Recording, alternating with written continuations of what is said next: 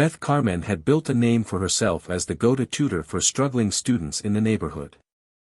She had a sharp mind, years of experience, and a reputation for turning failing grades into top scores. But there was another side to Beth that people rarely talked about openly: her temper. Parents murmured in hushed voices about how she was too strict, too impatient, and too aggressive with the children she taught. Some kids came home in tears, others refused to go back after a single session. But because she got results, people looked the other way. "She's tough, but that's just her style," some would say. Others, especially those whose children had been on the receiving end of her sharp words, warned against her, but their concerns were often dismissed. Beth herself didn't see a problem. She believed discipline was key. If a child wasn't getting something right, they weren't trying hard enough.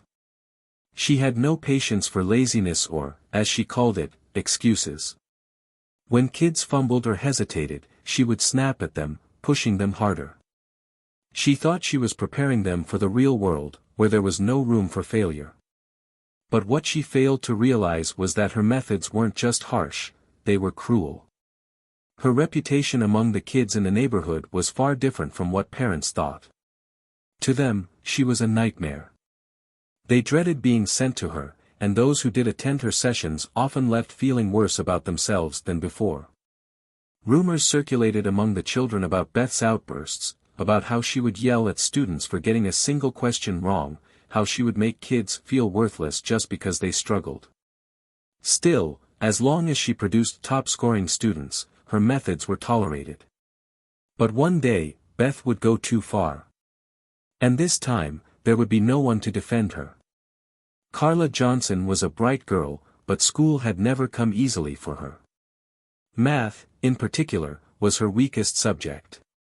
No matter how hard she tried, the numbers never quite made sense in the way they did for other students. Her parents, wanting the best for her, decided to hire a tutor. And since Beth Carmen had a reputation for getting results, they believed she was the perfect choice. At first, Carla was hopeful. Maybe this tutor would finally help her understand the subject that had always felt like an impossible puzzle. But from the very first session, something felt off. Beth wasn't like her teachers at school.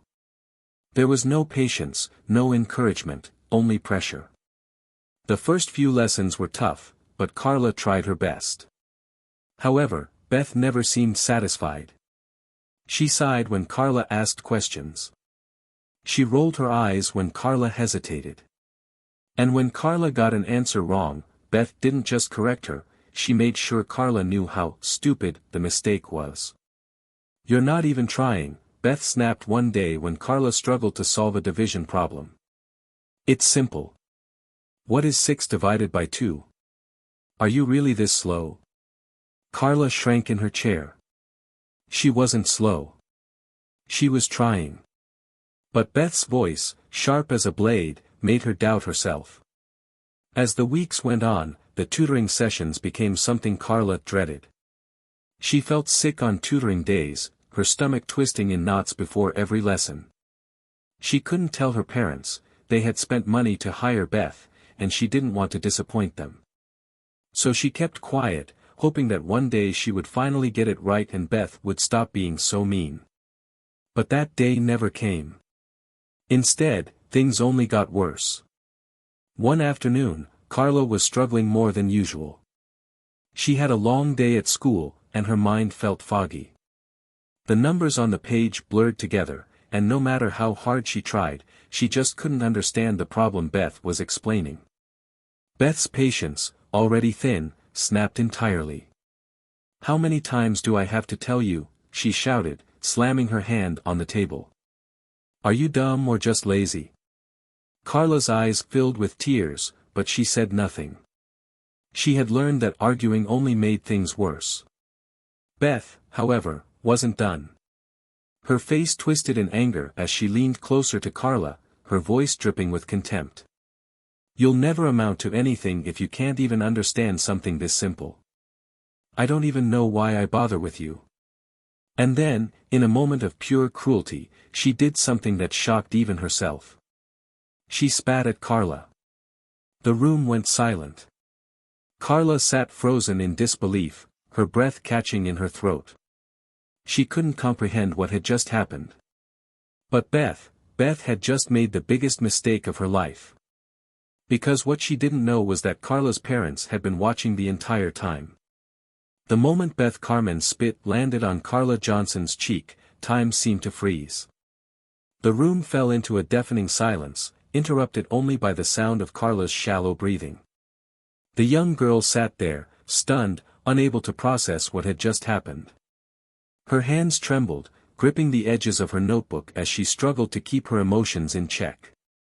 Beth, on the other hand, stood tall, her lips curled in a sneer. She had lost control, and she knew it. But she felt no regret, only frustration. In her mind, Carla deserved it. If the girl had just focused, if she had just done the work correctly, Beth wouldn't have needed to react so harshly. Carla's mind raced. She wanted to cry, but she refused to give Beth the satisfaction of seeing her break. Her cheeks burned with humiliation, and her vision blurred with tears that she stubbornly blinked away.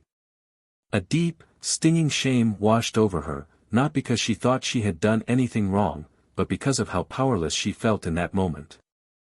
Then, suddenly, "What the hell do you think you're doing to my daughter?" The voice thundered through the room like a bolt of lightning.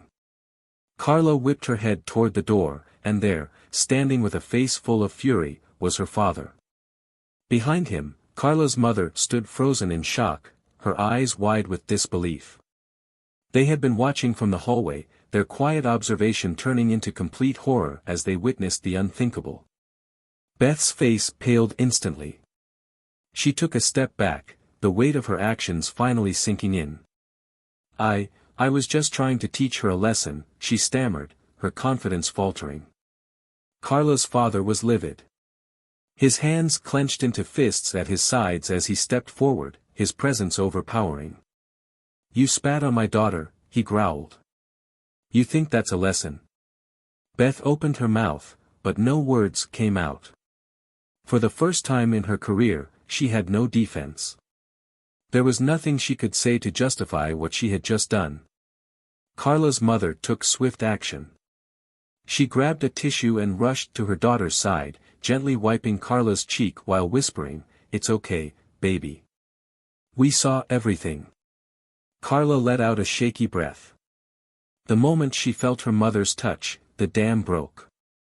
Silent tears streamed down her face, but they weren't just from sadness, they were from relief. Beth took another step back. She had always prided herself on being the authority in any situation, but at that moment, she had never felt smaller. Then came the final blow. Carla's father reached for his phone. "You're done, Beth," he said coldly. "I'm calling the police." Beth's eyes widened in pure panic. "Wait, let's not overreact," she said, raising her hands as if to calm the situation. "I didn't mean overreact." Carla's mother cut her off, her voice laced with anger. "You spat on our daughter. You verbally abused her. You think we're just going to let this go?" Beth's heart pounded in her chest. The realization hit her like a truck, there was no getting out of this. The parents had seen everything. They weren't just going to file a complaint or ask for a refund. No, this was far beyond that. Carla's father had already dialed 911. The call connected almost instantly. "Yes, I'd like to report an assault on my daughter," he said, his voice steady despite his anger. "The offender is still in our home." Beth felt her knees weaken. Assault. That word carried weight, the kind that could destroy her career, her life. "Please," she tried again, desperation creeping into her voice. "I lost my temper. It won't happen again." Carla, still shaken but now protected by the presence of her parents, looked at Beth with a mixture of fear and disgust. She had spent weeks enduring Beth's cruelty, convincing herself that maybe she just wasn't good enough, that maybe she deserved the harsh treatment. But now, as she watched Beth Carmen, this woman who had tormented her, plead for mercy, she realized something. She was never the problem. The problem had always been Beth. Minutes later, sirens wailed in the distance. The sound grew louder, sending a fresh wave of panic through Beth's body. This wasn't just an empty threat, Carla's father had actually called the police. When the officers arrived, Carla's mother was the one to answer the door. She ushered them in, her voice composed but firm. "She's right there," she said, gesturing toward Beth, who stood frozen in place. One of the officers, a tall man with a serious expression, approached Beth. "Are you Beth Carmen?" he asked. Beth swallowed hard. Yes, but this is all a misunderstanding." Carla's father didn't hesitate. "There's no misunderstanding. She verbally abused my daughter, called her names, and spat on her." The officer turned to Beth.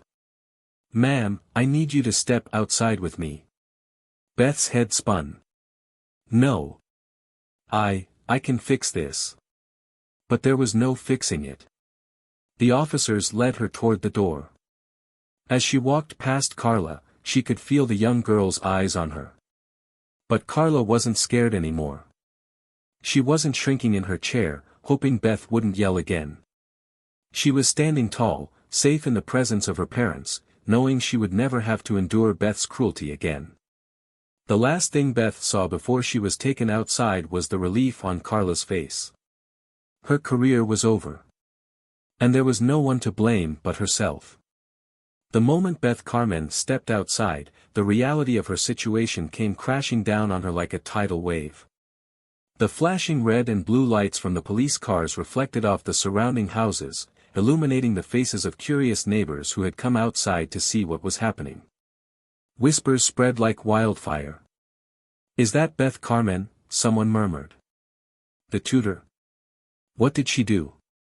I heard she hurt a student. She always seemed off to me." Beth's stomach twisted. Her reputation, once untouchable, was crumbling right before her eyes. The officer standing beside her cleared his throat. "Ma'am, we need to ask you a few questions." Beth started, but she had no words. No excuse. She was trapped. Inside the house, Carla sat on the couch between her parents. She was still shaken, but the overwhelming support from her family gave her a newfound sense of security. Her mother held her hand tightly, while her father paced, his jaw clenched in rage.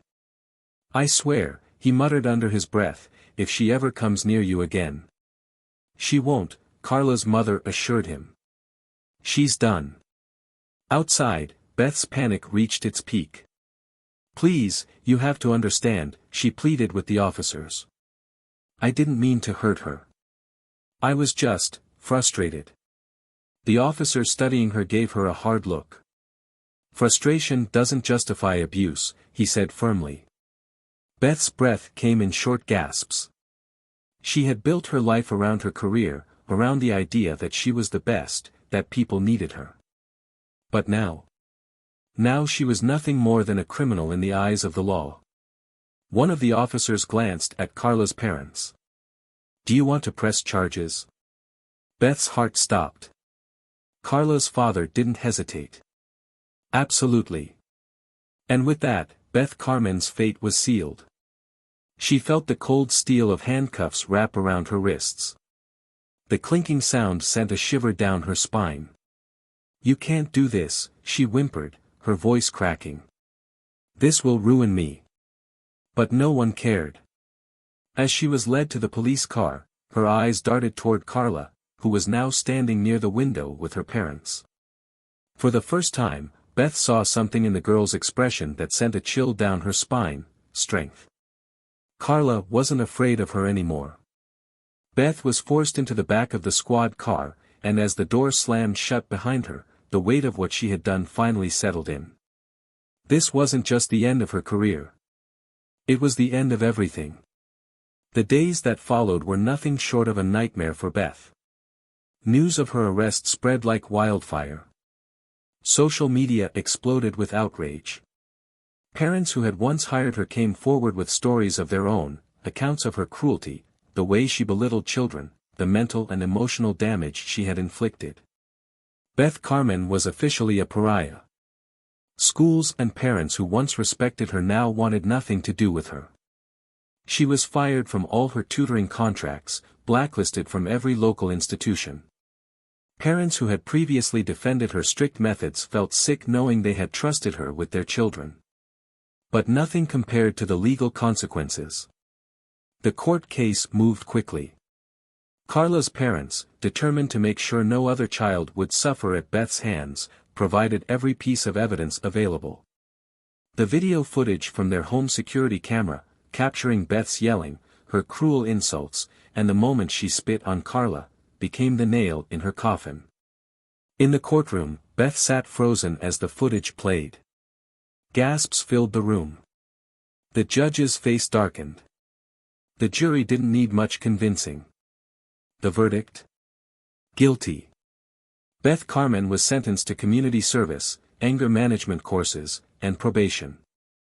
Though she avoided jail time, she would never work in education again. Her tutoring career was over. Meanwhile, Carla was healing. It wasn't easy, what she had endured had left deep scars, but with the love and support of her family, she found her strength. One day, as she sat at the kitchen table working on her math homework, her father peeked over her shoulder. "Need some help?" he asked. Carla smiled. "Yeah." And as they worked through the problems together, Carla realized something important. She had always been capable. She had always been smart. She just needed someone who believed in her. And for the first time in a long time, she did.